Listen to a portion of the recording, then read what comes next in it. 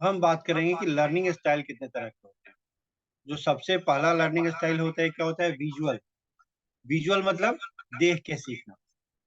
बहुत से ऐसे लोग होते हैं जो दूसरों को करते हुए देख के सीख लेते हैं, ठीक है, कि सामने वाला व्यक्ति कैसे काम कर रहा है। तो वैसे लर्निंग स्टाइल को हम क्या कहते हैं? विजुअल, दृश्य। दूसरा होता है ऑडिटरी। ऑडिटरी मतलब सुन के। देखो इसका हिंदी भी है यहाँ पे, जो लोग हिंदी बैच के हैं। सो दृश्य सीखने की शैली, श्रवण सीखने की शैली यानी देख के सीखने की शैली, सुन के सीखने की शैली। काइनेस्थेटिक लर्निंग स्टाइल यानी करके सीखने की शैली, लिखना पढ़ना। तार्किक, सामाजिक, एकांत, प्रकृति, आवेगशील, स्वायत्त। इतने तरह के अलग अलग सीखने की शैलीज हैं। तो आइए इन सबों को देखते हैं हम। तो विजुअल यानी देख के सीखना, ऑडिटरी सुन के सीखना। अभी क्या हो रहा है बताओ? विजुअल हो रहा है सर या ऑडिटरी ऑडिटरी हो हो रहा रहा है? है। क्या हो सर रहा है? दोनों है। पर दोनों है, बिल्कुल ऑडिटरी। ठीक है। हाँ। पढ़ भी रहे हो सुन भी रहे हो, तो दोनों चीजें हो गई। काइनेस्थेटिक करके सीखना, एक्शन के द्वारा सीखना, by learning by doing basically. ठीक है, जब भी आप कोई एक्टिविटी करते हो, एक्टिविटी के द्वारा जब आप कुछ सीखते हो तो वह क्या होता है? काइनेस्थेटिक होता है। ठीक है, जैसे चाय बनाना सीखना क्या होगा? काइनेस्थेटिक होगा। खाना बनाना सीखना क्या होगा? काइनेस्थेटिक होगा। साइकिल चलाना काइनेस्थेटिक में आ जाएगा। ठीक है। स्विमिंग करना, स्विमिंग करना। स्विमिंग करना बिल्कुल ठीक है। तो स्विमिंग में हम देखते भी हैं लोगों को, साथ में काइनेस्थेटिक भी यूज होता है, दोनों चीजें आ जाती हैं। कोई भी फिजिकल एक्टिविटी, जहाँ आप कोई भी फिजिकल एक्टिविटी करके आप कुछ सीखते हो, वह किसका पार्ट होगा? काइनेस्थेटिक का पार्ट होगा। इसके बाद है ग्रुप। ग्रुप में क्या होता है कि जब कोई भी व्यक्ति दूसरों के साथ मिल के काम करता है और तब सीखता है, तो उसे क्या कहते हैं? ग्रुप लर्निंग स्टाइल कहते हैं। तो बहुत से लोग ऐसे होते हैं जो ग्रुप लर्निंग के द्वारा ही सीख पाते हैं, वो इंडिविजुअल लर्निंग के द्वारा नहीं सीख पाते। कई लोग ऐसे होते हैं जिसके ठीक उल्टा होते हैं, वह इंडिविजुअल लर्निंग के द्वारा सीखते हैं और ग्रुप लर्निंग के द्वारा नहीं सीख पाते। ठीक है, वो अकेले काम करके ही सीख पाते हैं, वो ग्रुप में सही ढंग से काम नहीं कर पाते। इसके बाद है रिफ्लेक्टिव। रिफ्लेक्टिव लर्निंग तब आती है जब हम किसी को मल्टीपल चॉइसेस देते हैं और उन चॉइसेस के बेसिस पे अगर कोई व्यक्ति सीखता है तो उसे हम क्या कहते हैं? रिफ्लेक्टिव कहते हैं। इम्पल्सिव। इम्पल्सिव में क्या होता है? इसे आवेगशील कहते हैं। ऐसा व्यक्ति जो होता है वह तब सीखता है, तब कोई काम करता है जब चीजें उसके सर पे हों। ठीक है, जब उसे इमीडिएटली रेस्पॉन्ड करना हो तब वो व्यक्ति वो काम कर लेता है। इसका एक बहुत अच्छा एग्जाम्पल जो है, आप में से शायद ज्यादातर लोग नहीं जानते होंगे, मैं भी हूँ। ठीक है, मेरे साथ क्या होता है, जब क्लास लेना है तो पीपीटी बनता है। ऐसा कई बार होता है। तो यह सब किस में आएगा? इम्पल्सिव बिहेवियर में आएगा। कि जब आप तब सीखते हैं जब उसको करने की जरूरत होती है। ठीक है, जब आपको इमीडिएटली रेस्पॉन्ड करना होता है तब आप सीखते हैं, तो उसे हम क्या कहेंगे? इम्पल्सिव लर्नर कहेंगे। आवश्यकता है तो सीख रहा है, नहीं आवश्यकता फील हो रही है, नहीं सीख रहा है। एनालिटिकल। तो एक ऐसा व्यक्ति जो चीजों को एनालाइज करके सीखता हो, उसे हम क्या कहते हैं? एनालिटिकल लर्निंग कहते हैं। ऑटोनोमस। ऑटोनोमस वह होता है जो खुद यह तय करता है कि उसे क्या सीखना है और फिर उस चीज को सीखता है। जैसे कोई बच्चा है, ठीक है, वो बच्चा घर वालों से पढ़ जॉब बच्चा जॉब कर रहा है। मान लो एक बच्चा जो है किसी कंपनी में जॉब कर रहा है। जॉब करते हुए सोचता है कि उसे कुछ एक्स्ट्रा भी जानना चाहिए, कुछ एक्स्ट्रा भी उसे सीखना चाहिए। तो उसके लिए क्या यूज, कौन सा मेथड यूज करेगा? उसके लिए कौन सा मेथड यूज करेगा? उसके लिए वो यूज करेगा ऑटोनोमस। उसके लिए क्या यूज करेगा? ऑटोनोमस। यानी वो खुद से तय करेगा कि उसे क्या सीखना है और किस तरह से सीखना है। ठीक है, क्लियर है चीज? गाइस कोई डाउट इसमें?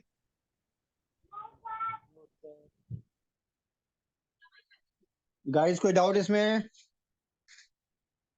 इस पेज में कोई डाउट बताओ।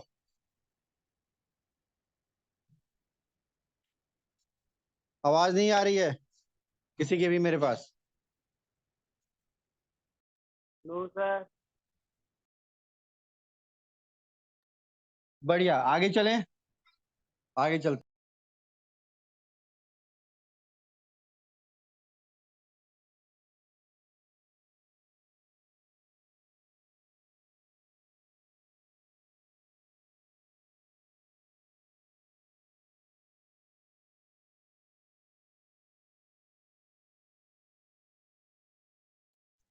ठीक है, चलिए इससे आगे चलते हैं। इस पेज में मुझे लगता नहीं कोई दिक्कत हुई किसी को बेसिक चीजों को समझने में। इसका हिंदी सामने है। कई लोग प्रकृति से सीखते हैं, उन्हें प्रकृति शिक्षार्थी या नेचुरलिस्टिक लर्निंग स्टाइल कहते हैं। ठीक ठीक है, क्लियर है ये चीज। कई लोग ग्रुप में सीखते हैं, समूह शिक्षार्थी का नाम इसमें नहीं है, वो भी आएगा। ये सब चीजें आती हैं हमारे पास।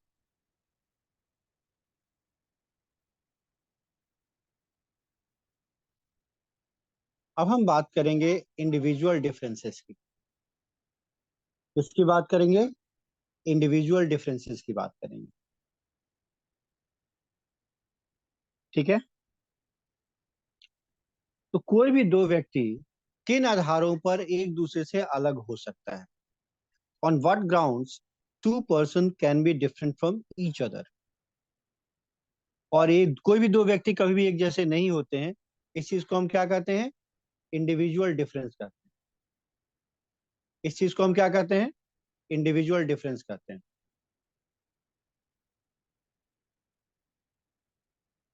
श्योर है गाइस? इसमें कोई डाउट? सबसे पहला जो डिफरेंस आता है वो किस आधार पे आता है? वह आता है हमारे पास एकेडमिक एबिलिटी और इंटेलिजेंस के आधार पर। किसके आधार पे आता है? एकेडमिक एबिलिटी और इंटेलिजेंस के आधार पर। ठीक है, क्लियर है सबको?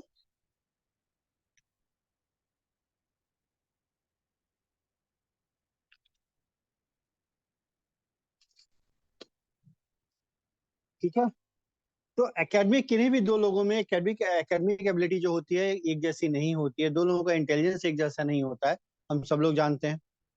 दूसरा, अचीवमेंट लेवल पे भी हर व्यक्ति का अचीवमेंट लेवल अलग अलग होता है। ये मैं नॉर्मल क्लासरूम की बात नहीं कर रहा हूँ, जो हमें एकेडमिक रिजल्ट आते हैं उसकी बात नहीं कर रहा हूँ। ओवरऑल एक ही काम को करने के लिए अगर दो लोगों को दिया जाए तो दोनों लोगों का उस काम को करने का जो अचीवमेंट लेवल होगा वो अलग अलग होगा। ठीक है, जेंडर के आधार पे लोगों में डिफरेंस आता है। किसी चीज को मेल अलग तरीके से देखते हैं, फीमेल्स अलग तरीके से देखती हैं, बॉयज अलग तरीके से देखते हैं, गर्ल उन चीजों को अलग तरीके से देखती हैं। ठीक है, इसके बाद आते हैं लर्निंग स्टाइल। लर्निंग स्टाइल के आधार पे भी लोगों में डिफरेंसेस आते हैं। क्लियर है चीज? एथनिसिटी और कल्चर के आधार पे भी लोगों में डिफरेंसेस आते हैं।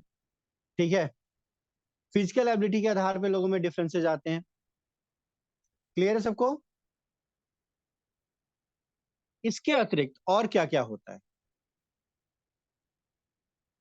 आपका जो इथनिसिटी एंड कल्चर है इसके आधार में इसमें बहुत सी चीजें आ जाती हैं। आपका पॉलिटिकल बैकग्राउंड आ जाता है, आपका सोशल बैकग्राउंड आ जाता है, आपका इकोनॉमिक बैकग्राउंड आ जाता है, आपका रिलीजियस बैकग्राउंड आ जाता है। इन सब चीजों के आधार पे हम लोगों को डिफ्रेंशिएट कर सकते हैं, लोगों को हम एक दूसरे से अलग देख सकते हैं। ये सारी चीजें होती हैं हमारे पास। क्लियर है गाइस? क्लियर है ये चीज? ये इसमें कोई डाउट? श्योर है? इसमें सर चलिए इसमें सर इससे थोड़ा सा और आगे चलते हैं। ये जो मैंने लिखा नहीं, इनहेरिटेड और रिक्वायर्ड, इसको हम बाद में करेंगे, या किसी और चीज का पार्ट है जो मैंने यहाँ लिखा हुआ है।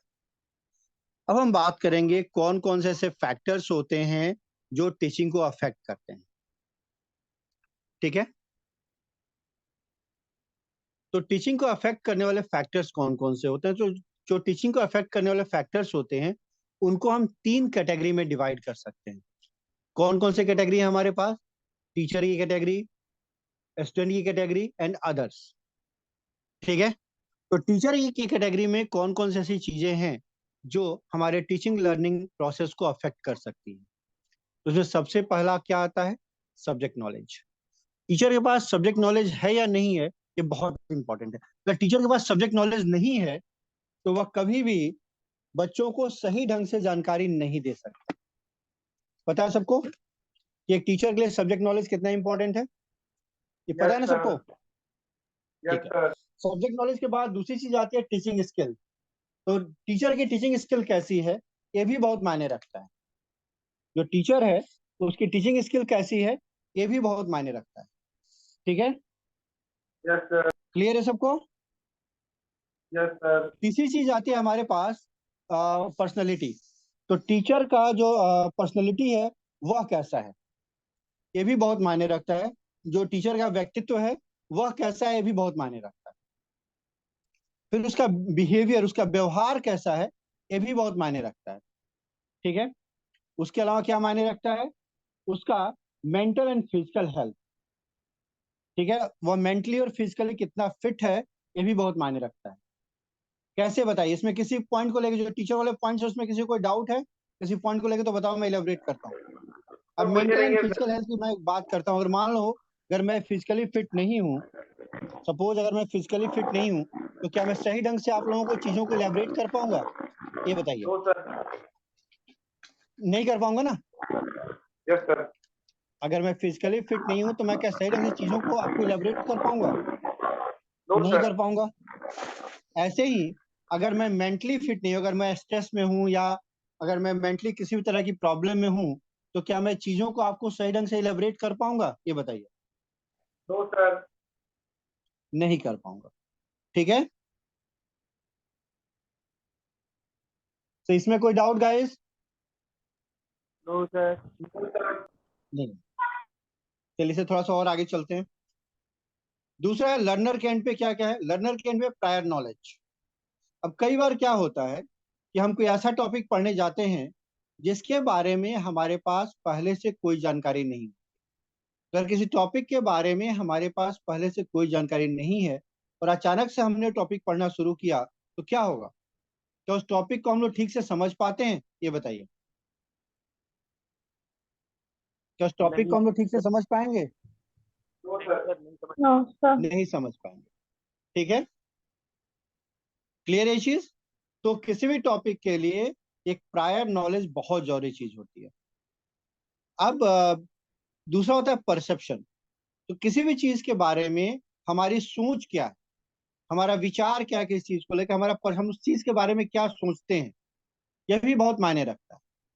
यह चीज भी बहुत मायने रखता है कि किसी भी चीज के बारे में हमारी सोच क्या है, हमारी समझ क्या है, हमारे विचार क्या है, ये भी बहुत मायने रखता है।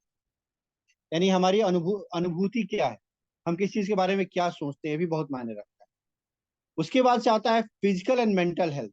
अगेन, अगर स्टूडेंट फिजिकली या मेंटली फिट नहीं है, तो क्या वो सही ढंग से क्लास ले पाएगा? No sir. नहीं। ठीक है, अगली चीज आती है मोटिवेशन। अगर स्टूडेंट मोटिवेटेड नहीं है, तो क्या वह क्लास के ऊपर फोकस करेगा?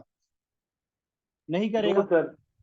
और जब क्लास के ऊपर फोकस ही नहीं करेगा, तो कुछ समझ ही नहीं पाएगा। ये भी बहुत इंपॉर्टेंट पार्ट हो जाता है कि आपको क्लास के ऊपर फोकस भी करना है, और ये तभी हो पाता है जब आप मोटिवेटेड हैं। और मोटिवेशन कई तरीकों से आता है। अपने आप को प्रूव करने के लिए आता है, हमें पता है कि यह टॉपिक एग्जाम में आने वाला है तब आता है, कि हमें वो टॉपिक पसंद है तब आता है, कि हमें टीचर पसंद है तब आता है। तो मोटिवेशन के कई सारी चीजें हो जाती है। ठीक है, क्लियर है ये चीज? और यस मोटिवेशन के सर। बाद जो सबसे आखिरी और बहुत इंपॉर्टेंट पॉइंट है, वह पॉइंट क्या है हमारे लिए? वह पॉइंट है बेसिक पोटेंशियल ऑफ लर्नर। तो हर लर्नर का पोटेंशियल अलग अलग होता है, क्योंकि कोई भी दो व्यक्ति एक जैसा नहीं होता।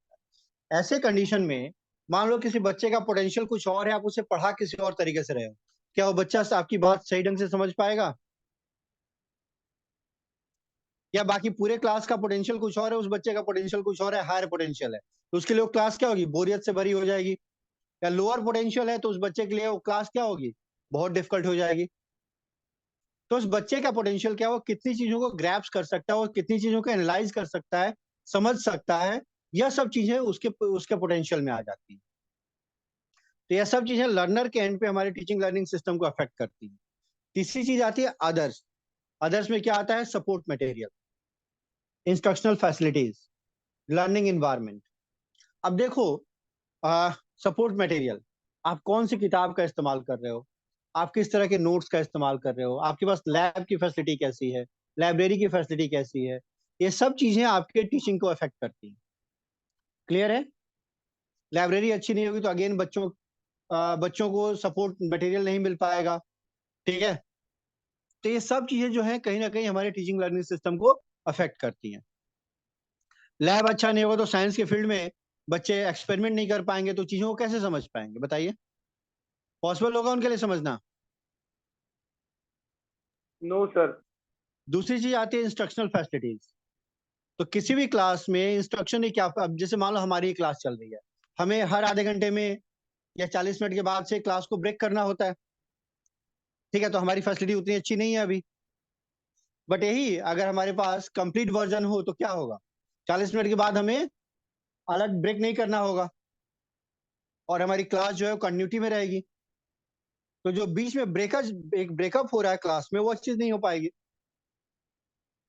वैसे क्लासरूम में आपके पास किस तरह की इंस्ट्रक्शनल फैसिलिटी है, बहुत मायने रखती है क्लासरूम के सक्सेसफुल होने के लिए, क्लासेस के सक्सेसफुल होने के लिए। फिर अगली चीज आती है लर्निंग इन्वायरमेंट। किसी भी जगह का लर्निंग इन्वायरमेंट क्या है भी बहुत मायने रखता है इस लेवल पे कि भाई बच्चे कितना सीख पाएंगे, किस तरह से चीजों को सीख पाएंगे। कोई डाउट गाइस इसमें? No sir. No sir. इस पेज में कोई डाउट नो सर। नहीं है ना? चलिए आगे चलते हैं। इसके अतिरिक्त और भी कुछ चीजें ऐसी होती हैं जिनका इफेक्ट जो है वह टीचिंग लर्निंग सिस्टम के ऊपर पड़ता है, जिसमें इकोनॉमिक कंडीशन है, मेथड ऑफ टीचिंग आप कौन सा यूज कर रहे हैं, अवेयरनेस, टीचर का जो अवेयरनेस है वो कैसा है, और टीचर का एक्सपीरियंस कैसा है। ये सारी चीजें भी बहुत मायने रखती हैं। क्लियर है सबको? ये सारी चीजें भी बहुत मायने रखती हैं। क्लियर है सबको? Yes sir. सर मुझे चलिए क्लियर इससे है थोड़ा पूरा। सा यस और सर। आगे चलें इससे, ठीक है। अब हम बात करेंगे टीचर सेंटर्ड एजुकेशन को लेकर। तो टीचर सेंटर्ड एजुकेशन जो है, जो ट्रेडिशनल मेथड ऑफ टीचिंग है उसमें आता है। जो यह टीचिंग का ट्रेडिशनल कंसेप्ट है। In teacher centred education student put all their focus on the teacher. इसमें क्या होता है, टीचर जो है पूरे सिस्टम के केंद्र में होता है, सभी बच्चों का फोकस उसके ऊपर होता है, ठीक है। यहाँ पर बच्चों को एक साथ काम करने से डिस्करेज किया जाता है, कोलैबोरेशन को डिस्करेज किया जाता है, ग्रुपिंग को डिस्करेज किया जाता है, और बच्चों से कहा जाता है आप इंडिविजुअली अपना काम करें, ठीक है। क्लियर ये चीज? आप एक दूसरे के साथ सहयोग नहीं कर सकते, दूसरे की हेल्प नहीं ले सकते। यस इसका सर। लाभ क्या क्या है? कक्षा एकदम व्यवस्थित रहती है, ऑर्डर्ड वे में रहती है, जो स्टूडेंट्स होते हैं क्वाइट होते हैं, शांत होते हैं, और एक टीचर के पास क्लास का फुल कंट्रोल होता है, ठीक है। क्लियर ये चीज? Yes sir. दूसरा, स्टूडेंट जो होते हैं वो सीधे आपसे सीख रहे होते हैं, ठीक है। इसके अलावा आपके अलावा उनके पास कोई दूसरा सोर्स नहीं होता, तो क्या करते हैं, खुद से चीजों को सीखने की कोशिश करते हैं। टीचर सेंट्रिक एजुकेशन में क्लास में तो बच्चे बहुत कम सीख पाते हैं, बाकी सब कुछ उन्हें खुद से सीखना होता है। तो इस कंडीशन में वह स्वतंत्रता पूर्वक सीखते हैं, अपने अनुसार सीखते हैं, और अपने निर्णय स्वयं लेने में सक्षम होते हैं। तो ऐसे कंडीशन में जब वो अपना डिसीजन खुद ले सकते हो, एक ऐसे व्यक्ति को डेवलप करने में हमें सफलता मिलती है जो अपने डिसीजन खुद ले सकता हो। सही है गलत बात की बात, बट उसके अंदर ये क्षमता डेवलप होती है कि वो अपने डिसीजन खुद से ले सकता है। क्लियर है? इस पेज में कोई डाउट गाइस? No sir. चलिए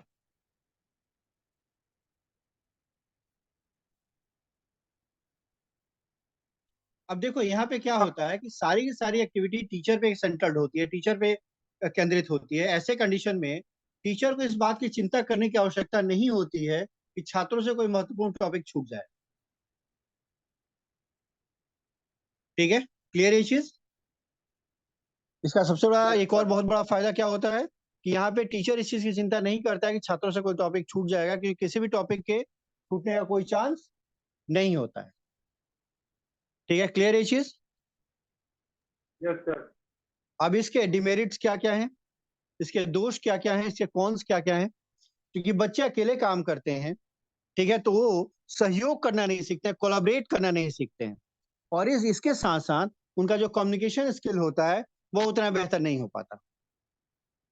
ठीक है। दूसरा, यह कई बार स्टूडेंट्स के लिए काफी बोरिंग हो सकता है, और ऐसे कंडीशन में जो बच्चों का दिमाग होता है वो क्लास में ना होकर कहीं और जा सकता है, और वैसी स्थिति में वह महत्वपूर्ण तथ्यों को मिस कर सकते हैं, इंपॉर्टेंट जो फैक्ट्स है उसे मिस कर सकते हैं।